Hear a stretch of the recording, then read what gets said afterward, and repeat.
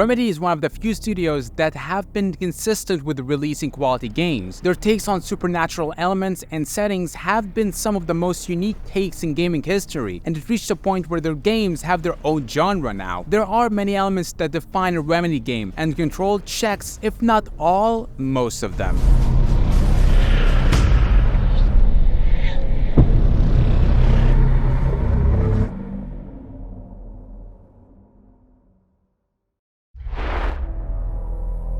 I was shocked when I saw this game's graphics. For a 2019 game, the amount of detail and realism can easily not only rival but beat the modern biggest names. Control shows that with the right dedication to detail and perfect optimization, a game can look this gorgeous while running extremely smoothly. In addition to its amazing visuals, Control has this vibe that is a mix of horror, eerie, and strange, and it sells it so effortlessly.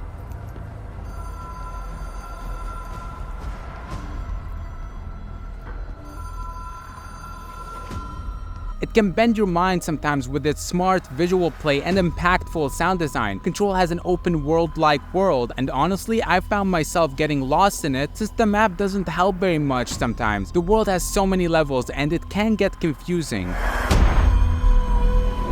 The gameplay of Control is unique. The game doesn't spoil you with any ammo and gives you the ability to reload like some other shooters. It makes you focus and strategize. Your weapon reloads on its own, and it needs time to do so, depending on how wise you are with your bullets, so there are no emptying a mag then reloading in a second. And the more you progress in the game, the more powers you unlock. The game plays so smoothly, and mixing powers with gun gameplay is so satisfying. And what adds more beauty to the game is the amazing destruction. Environments break so realistically, from furniture all the way to rocks. You can easily create a huge mess during a fight, and it makes the game all the more fun. But after unlocking all the powers, the combat can get a little repetitive, especially since the skill tree doesn't provide many upgrades that would shake up the gameplay so much. It's not bad, but can get repetitive, but that is not necessarily bad either. That makes no sense, I know, but bear with me.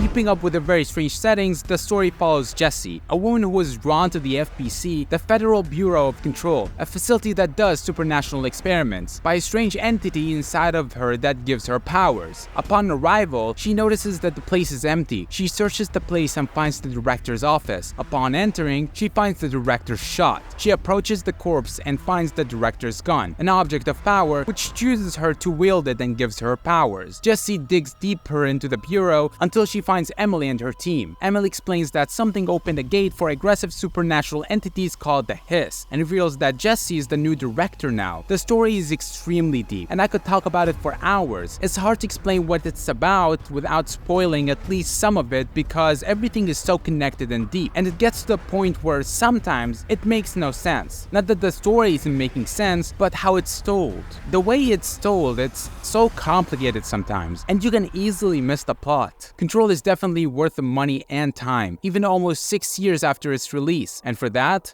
it deserves an 8.6 out of 10.